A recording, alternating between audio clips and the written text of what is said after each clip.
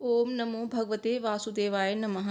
नमस्कार दोस्तों, आप सभी का मेरे चैनल में हार्दिक स्वागत है। दोस्तों, बैसाख मास की शुरुआत हो चुकी है और बैसाख मास में क्या करना चाहिए और क्या भूल कर भी नहीं करना चाहिए, तो आज हम ये जानेंगे। बैसाख मास का महत्व शास्त्रों में बहुत ही खास बताया गया है। स्कंद पुराण में बैसाख मास को सभी मासों में उत्तम माना गया है। बैसाख मास के बारे में ऐसी मान्यता है कि इसमें जो व्यक्ति सूर्योदय से पहले स्नान करता है तथा व्रत रखता है, वो भगवान विष्णु की कृपा का पात्र बनता है। स्कंद पुराण में ये भी बताया गया है कि इस महीने में महिरथ नामक राजा ने बैसाख स्नान से ही बैकुंठ धाम की प्राप्ति कर ली थी। तो इसमें व्रती को प्रतिदिन प्रातःकाल सूर्योदय से पूर्व किसी तीर्थ स्थान, सरोवर, नदी या फिर किसी कुंड या फिर कुएं के जल में स्नान करना चाहिए। यदि ऐसा संभव नहीं हो तो आप घर के पानी में गंगा जल मिलाकर नहा सकते हैं। इसका भी बहुत ही पुण्य प्राप्त होता है। तो आइए जानते हैं कि बैसाख के महीने में किन नियमों का पालन करना चाहिए, क्या काम करने चाहिए, क्या नहीं करने चाहिए और क्या खाना चाहिए, क्या भूलकर भी नहीं खाना चाहिए इस महीने में। दोस्तों, अगर आपको मेरी वीडियो पसंद आती है तो प्लीज़ इस वीडियो को लाइक ज़रूर करें। कमेंट बॉक्स में ओम नमो भगवते वासुदेवाय नमः अवश्य लिखें। भगवान विष्णु जी आपकी हर मनोकामना पूरी करेंगे। दोस्तों, बैसाख मास को भगवान विष्णु का प्रिय मास माना गया है। भगवान विष्णु जी कहते हैं कि मास में मैं बैसाख हूँ और वृक्ष में मैं पीपल हूँ। तो इसलिए इस महीने में पीपल वृक्ष की पूजा भी अवश्य करनी चाहिए। साथ ही बैसाख मास के महात्म्य को अवश्य सुनना चाहिए और हो सके तो आप व्रत भी करें। अगर नहीं कर सकते हैं तो आप इस महीने में भगवान विष्णु और भगवान कृष्ण की पूजा अवश्य करें। दोस्तों, आप भगवान विष्णु के मंत्रों का जाप भी कर सकते हैं, जैसे कि ओम नमो भगवते वासुदेवाय नमः या फिर ओम विष्णवे नमः। जो भी आपको मंत्र सरल लगता है उस मंत्र का आप जाप कर सकते हैं अपनी सामर्थ्य के अनुसार। तो इसके बाद आपको कोई भी संकल्प लेना है। अगर आप पूरे महीने करना चाहते हैं तो आप पूरे महीने नियम से कर सकते हैं। तो इस बार 2024 में बैसाख मास की शुरुआत 24 अप्रैल से हुई है। दोस्तों, इस महीने में गर्मी बहुत ज़्यादा होती है, तो आप इस महीने में जल का दान अवश्य करें और ज़रूरतमंद को ठंडा जल पिलाएं।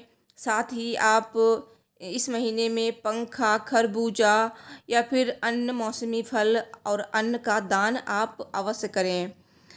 और स्कंद पुराण के अनुसार इस मास में तेल लगाना वर्जित माना गया है और दिन में सोना भी नहीं चाहिए। साथ ही कांसे के बर्तन में भोजन बिल्कुल भी नहीं करना चाहिए। और दोस्तों, ये भी मान्यता है कि इस महीने में ज़मीन पर सोना चाहिए, पलंग त्याग देना चाहिए और आपको एक वक्त ही भोजन करना चाहिए। आप दिन में फलाहार कर सकते हैं, लेकिन एक वक्त भोजन करना चाहिए। बैसाख मास के देवता भगवान कृष्ण मधुसूदन माने जाते हैं, इसलिए इस महीने में लहसुन प्याज का भी आपको त्याग करना चाहिए। तली भुनी चीज़ें भी नहीं खानी चाहिए। आप चाहें तो इस महीने में बेल का सेवन कर सकते हैं और इस महीने में ज़्यादा से ज़्यादा भगवान विष्णु का स्मरण करना चाहिए, पूजा करनी चाहिए और इस महीने में तुलसी माता की पूजा अवश्य करनी चाहिए। और आपके घर में जो भी देव वृक्ष हैं, जैसे कि आंवले का पौधा या फिर तुलसी का पौधा या फिर अशोक का पौधा और शमी का वृक्ष, तो इन सब की पूजा अवश्य करनी चाहिए। और पीपल के वृक्ष की भी आपको पूजा अवश्य करनी चाहिए। शाम के समय दीपदान अवश्य करें और दिन में जल अर्पित करें। दोस्तों, इस महीने में दीपदान का भी विशेष महत्व होता है।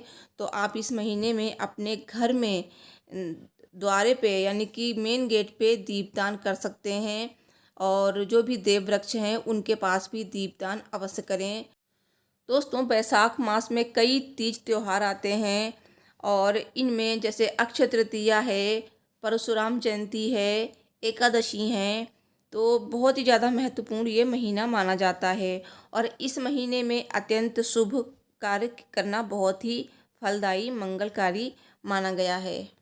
और इस महीने में जो भी आप दान करते हैं उसका कई गुना अधिक पुण्यफल प्राप्त होता है। और ऐसा भी माना जाता है कि इस महीने में दान करने से पूरे साल दान करने के समान फल मिलता है।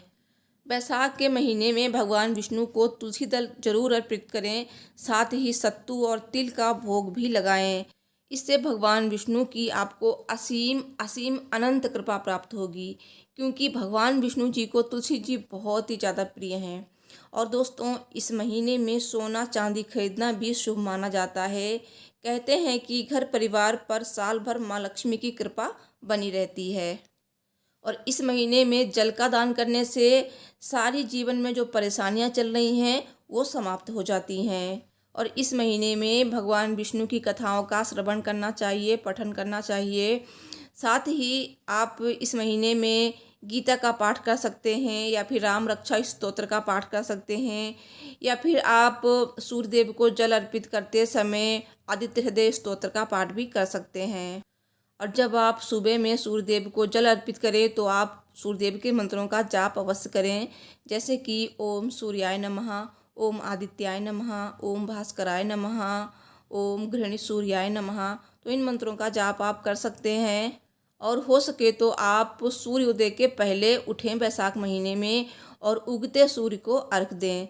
तो ये छोटी छोटी बातें हैं, लेकिन बहुत ही ज़्यादा महत्वपूर्ण हैं। अगर आपको मेरी वीडियो पसंद आई है तो प्लीज़ इस वीडियो को लाइक ज़रूर करें, साथ ही शेयर करें और चैनल को सब्सक्राइब ज़रूर कर लें।